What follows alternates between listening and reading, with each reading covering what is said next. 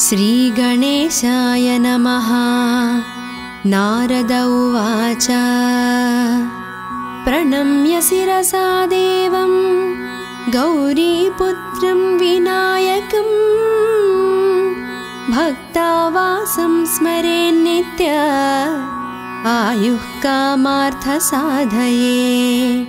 प्रथमं वक्रतुण्डं च एकदन्तं द्वितीयकं तृतीयं कृष्णपिङ्गाक्षं गजवक्त्रं चतुर्धकं लम्बोदरं पञ्चमं च षष्ठं विकटमेव च सप्तमं विघ्नराजेन्द्रं च धूम्रवर्णं तथाष्टमं नवमं भालचन्द्रं च दशमं तु विनायकम् एकदंसं गणपतिं द्वादशं तु गजाननं द्वादशैतानि नामानि त्रिसन्ध्यं यः पठेन्नरः न च विघ्नभयं तस्य सर्वसिद्धिकरं प्रभो।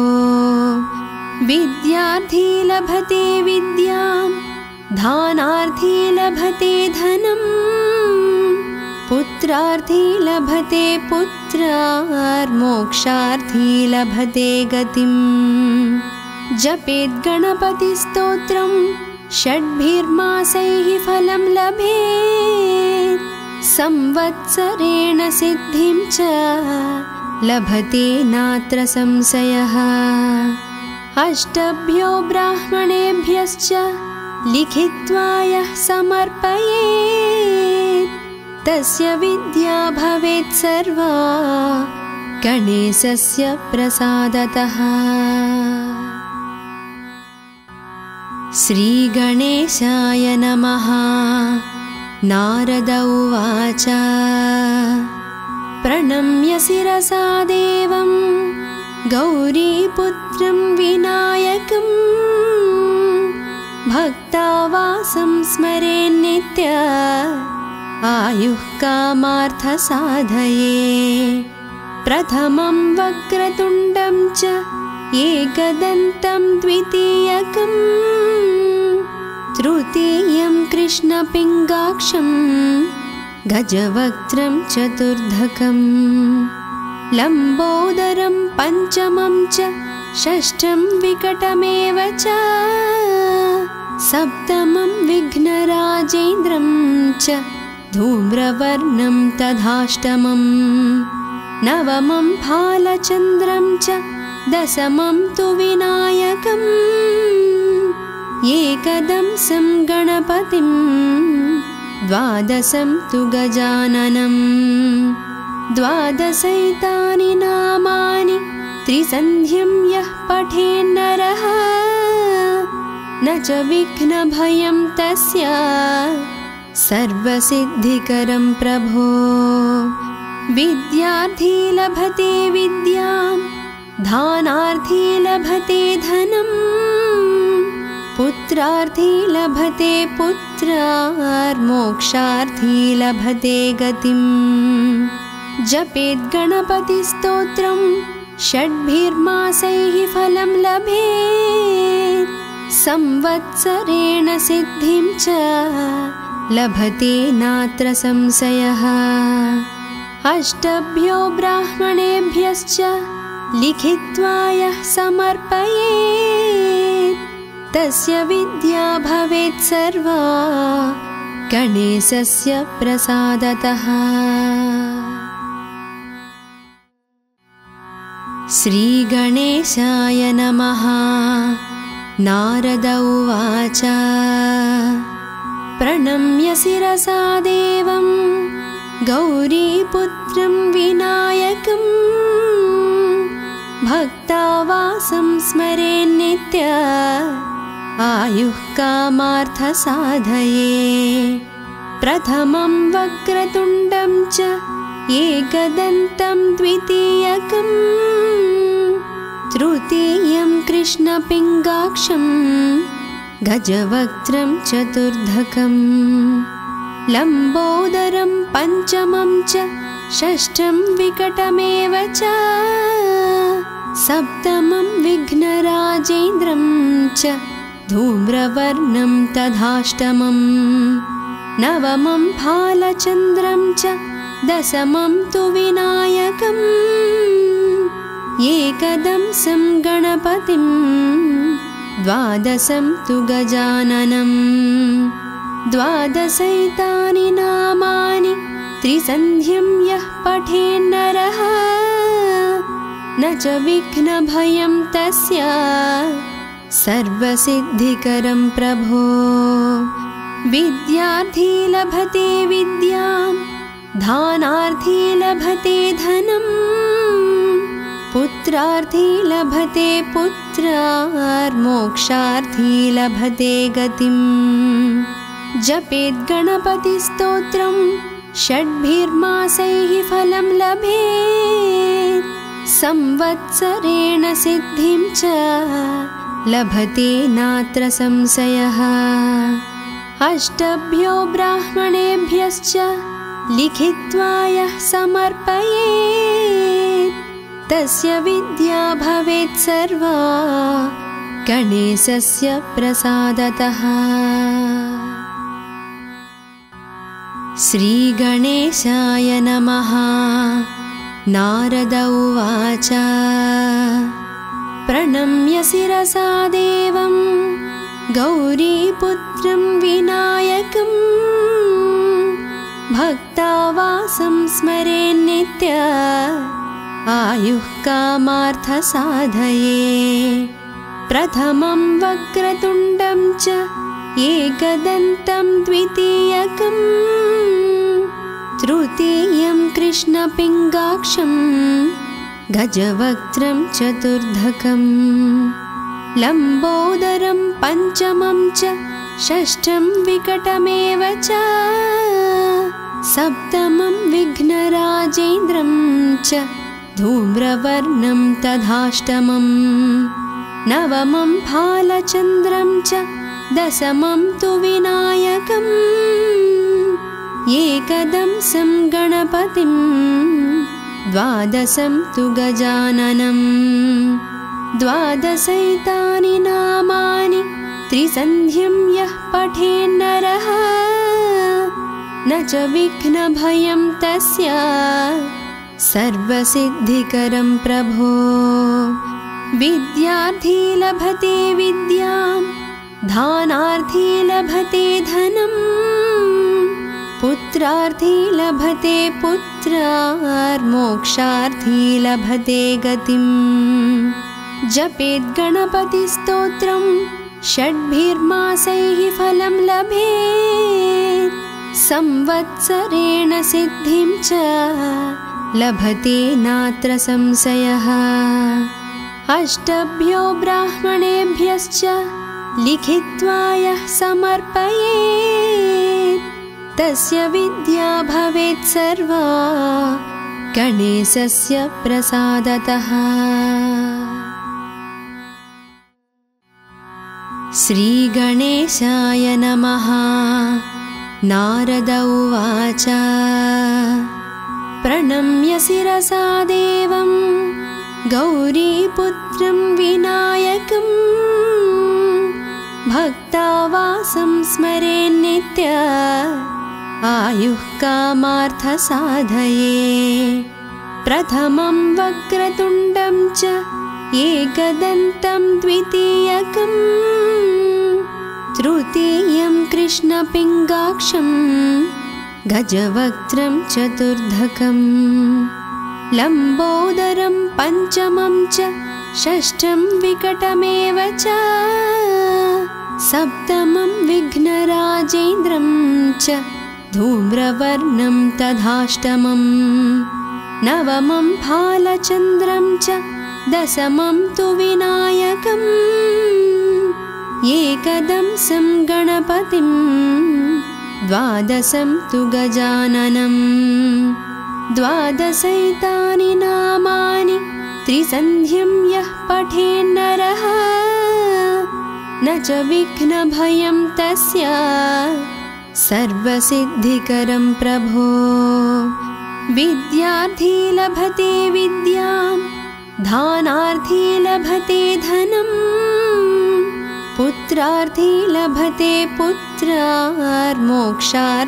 लभते गतिम् जपेत् गणपतिस्तोत्रं षड्भिर्मासैः फलं लभेत् संवत्सरेण सिद्धिं च लभते नात्र संशयः अष्टभ्यो ब्राह्मणेभ्यश्च लिखित्वा यः समर्पयेत् तस्य विद्या भवेत् सर्वा गणेशस्य प्रसादतः।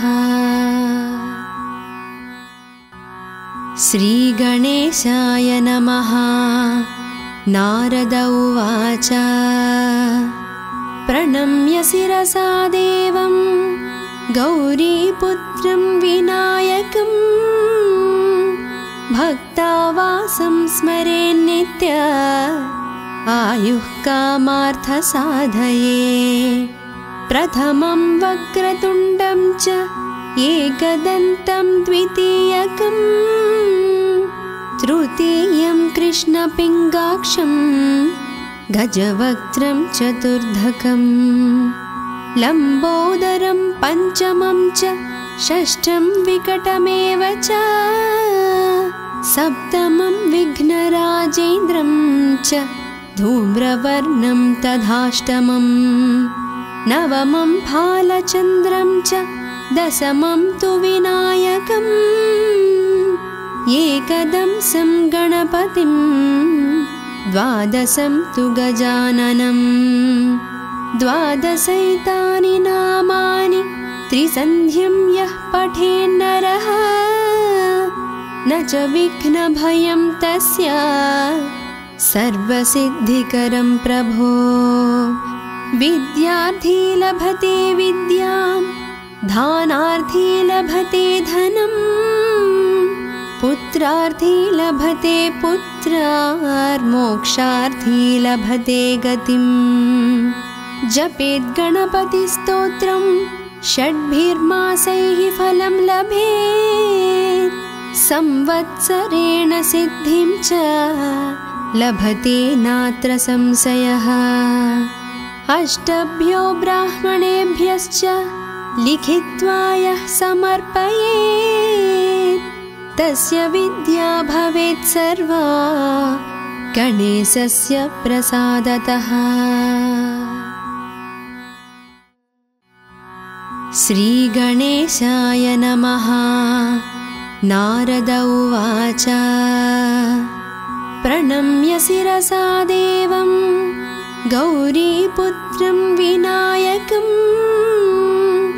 भक्तावासं स्मरेन्नित्य आयुः कामार्थसाधये प्रथमं वक्रतुण्डं च एकदन्तं द्वितीयकं तृतीयं कृष्णपिङ्गाक्षं गजवक्त्रं चतुर्धकं लम्बोदरं पञ्चमं च षष्ठं विकटमेव च सप्तमं विघ्नराजेन्द्रं च धूम्रवर्णं तथाष्टमं नवमं फालचन्द्रं च दशमं तु विनायकम् एकदंसं गणपतिं द्वादशं तु गजाननं द्वादशैतानि नामानि त्रिसन्ध्यं यः पठेन्नरः न च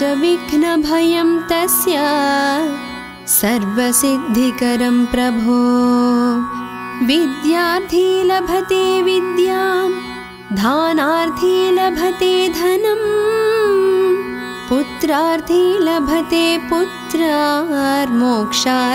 लभते गतिम् जपेत् गणपतिस्तोत्रं षड्भिर्मासैः फलं लभेत् संवत्सरेण सिद्धिं च लभते नात्र संशयः अष्टभ्यो ब्राह्मणेभ्यश्च लिखित्वा यः समर्पयेत् तस्य विद्या भवेत् सर्वा गणेशस्य प्रसादतः।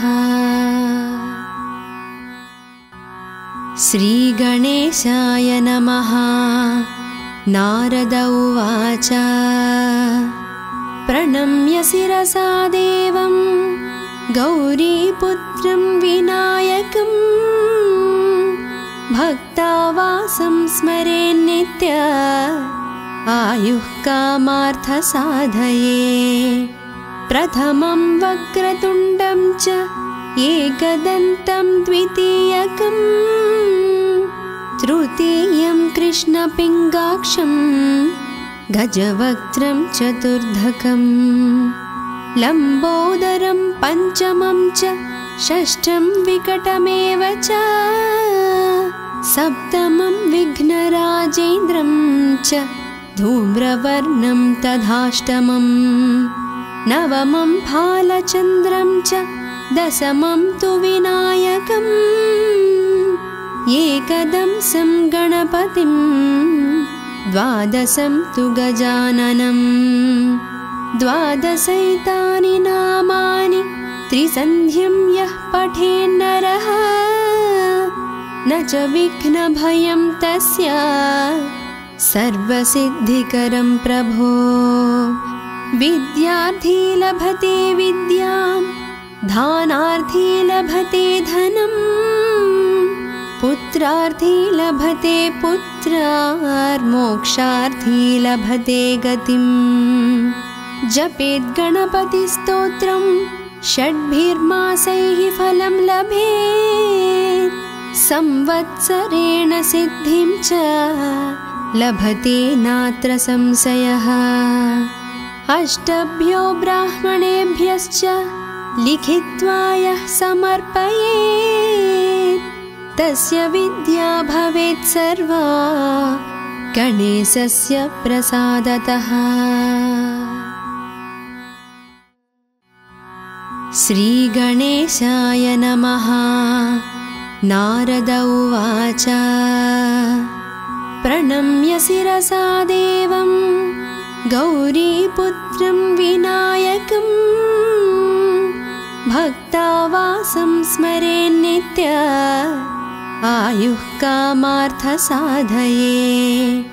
प्रथमं वक्रतुण्डं च एकदन्तं द्वितीयकं तृतीयं कृष्णपिङ्गाक्षं गजवक्त्रं चतुर्धकं लम्बोदरं पञ्चमं च षष्ठं विकटमेव च सप्तमं विघ्नराजेन्द्रं च धूम्रवर्णं तथाष्टमं नवमं भालचन्द्रं च दशमं तु विनायकम् एकदंसं गणपतिं द्वादशं तु गजाननं द्वादशैतानि नामानि त्रिसन्ध्यं यः पठेन्नरः न च विघ्नभयं तस्य सर्वसिद्धिकरं प्रभो। विद्यार्थी लभते विद्यां दानार्थी लभते धनं पुत्रार्थी लभते पुत्रार्मोक्षार्थी लभते गतिं। जपेत् गणपतिस्तोत्रं षड्भिर्मासैः फलं लभेत् संवत्सरेण सिद्धिं च लभते नात्र संशयः। अष्टभ्यो ब्राह्मणेभ्यश्च लिखित्वा यः समर्पयेत् तस्य विद्या भवेत् सर्वा गणेशस्य प्रसादतः। श्रीगणेशाय नमः। नारद उवाच प्रणम्य शिरसा देवं गौरीपुत्रं विनायकं भक्तावासं स्मरेन्नित्य आयुः कामार्थसाधये। प्रथमं वक्रतुण्डं च एकदन्तं द्वितीयकं तृतीयं कृष्णपिङ्गाक्षं गजवक्त्रं चतुर्धकं लम्बोदरं पञ्चमं च षष्ठं विकटमेव च सप्तमं विघ्नराजेन्द्रं च धूम्रवर्णं तथाष्टमं नवमं फालचन्द्रं च दशमं तु विनायकम् एकदंसं गणपतिं द्वादशं तु गजाननं द्वादशैतानि नामानि त्रिसन्ध्यं यः पठेन्नरः न च विघ्नभयं तस्य सर्वसिद्धिकरं प्रभो विद्यार्थी लभते विद्यां धानार्थी लभते धनम् पुत्रार्थी लभते पुत्रार्मोक्षार्थी लभते गतिम् जपेत् गणपतिस्तोत्रं षड्भिर्मासैः फलं लभेत् संवत्सरेण सिद्धिं च लभते नात्र संशयः अष्टभ्यो ब्राह्मणेभ्यश्च लिखित्वा यः समर्पयेत् तस्य विद्या भवेत् सर्वा गणेशस्य प्रसादतः। श्रीगणेशाय नमः। नारद उवाच प्रणम्य शिरसा देवं गौरीपुत्रं विनायकं भक्तावासं स्मरेन्नित्य आयुः कामार्थसाधये प्रथमं वक्रतुण्डं च एकदन्तं द्वितीयकं तृतीयं कृष्णपिङ्गाक्षं गजवक्त्रं चतुर्धकं लम्बोदरं पञ्चमं च षष्ठं विकटमेव च सप्तमं विघ्नराजेन्द्रं च धूम्रवर्णं तथाष्टमं नवमं फालचन्द्रं च दशमं तु विनायकम् एकदंसं गणपतिं द्वादशं तु गजाननं द्वादशैतानि नामानि त्रिसन्ध्यं यः पठेन्नरः न च विघ्नभयं तस्य सर्वसिद्धिकरं प्रभो विद्यार्थी लभते विद्यां धानार्थी लभते धनम् पुत्रार्थी लभते पुत्रार्मोक्षार्थी लभते गतिम् जपेत् गणपतिस्तोत्रं षड्भिर्मासैः फलं लभेत् संवत्सरेण सिद्धिं च लभते नात्र संशयः अष्टभ्यो ब्राह्मणेभ्यश्च लिखित्वा यः समर्पयेत् तस्य विद्या भवेत् सर्वा गणेशस्य प्रसादतः। श्रीगणेशाय नमः।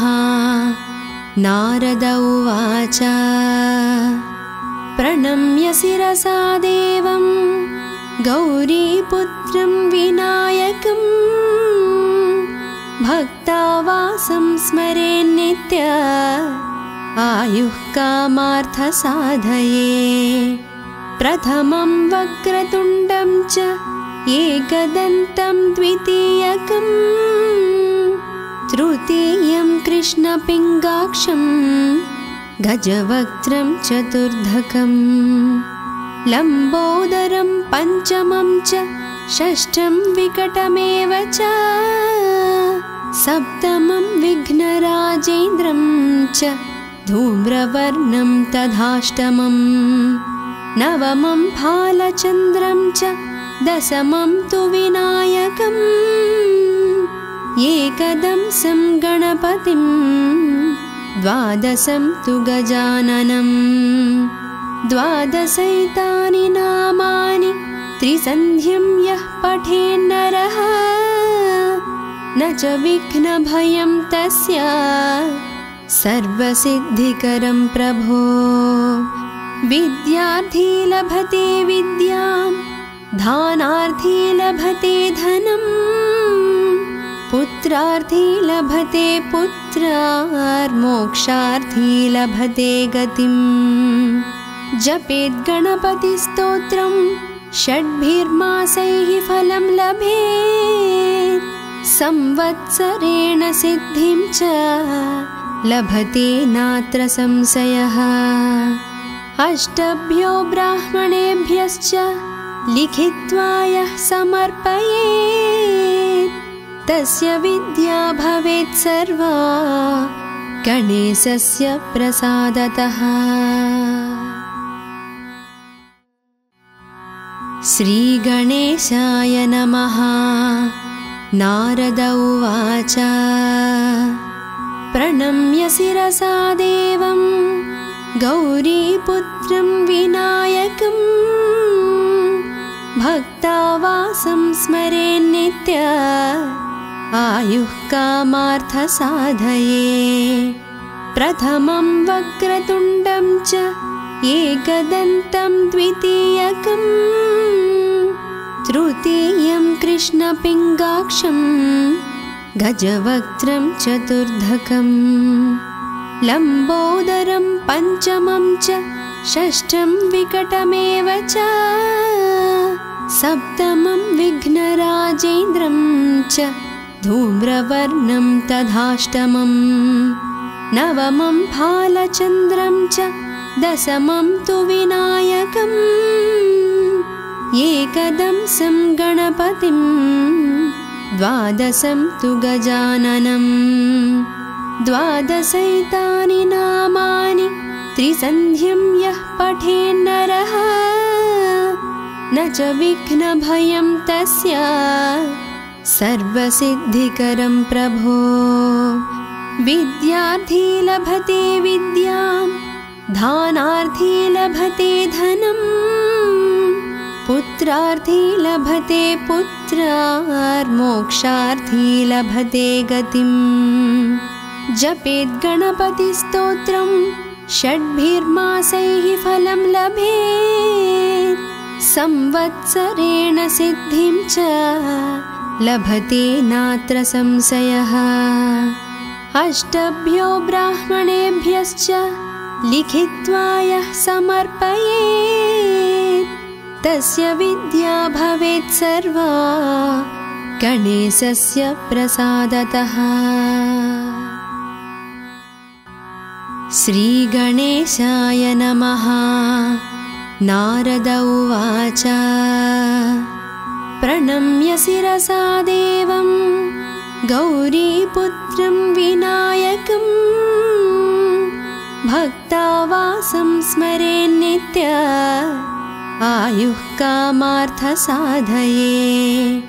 प्रथमं वक्रतुण्डं च एकदन्तं द्वितीयकं, तृतीयं कृष्णपिङ्गाक्षं गजवक्त्रं चतुर्धकं, लम्बोदरं पञ्चमं च षष्ठं विकटमेव च, सप्तमं विघ्नराजेन्द्रं च धूम्रवर्णं तथाष्टमं, नवमं भालचन्द्रं च दशमं तु विनायकम्, एकदंसं गणपतिं द्वादशं तु गजाननं।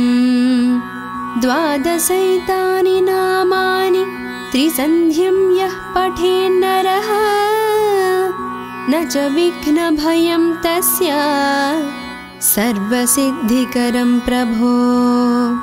विद्यार्थी लभते विद्यां, दानार्थी लभते धनं, पुत्रार्थी लभते पुत्रार्, मोक्षार्थी लभते गतिम्। जपेत् गणपतिस्तोत्रं षड्भिर्मासैः फलं लभेत्, संवत्सरेण सिद्धिं च लभते नात्र संशयः। अष्टभ्यो ब्राह्मणेभ्यश्च लिखित्वा यः समर्पयेत् तस्य विद्या भवेत् सर्वा गणेशस्य प्रसादतः। श्रीगणेशाय नमः। नारद उवाच प्रणम्य शिरसा देवं गौरीपुत्रं विनायकं भक्तावासं स्मरेन्नित्य आयुः कामार्थसाधये।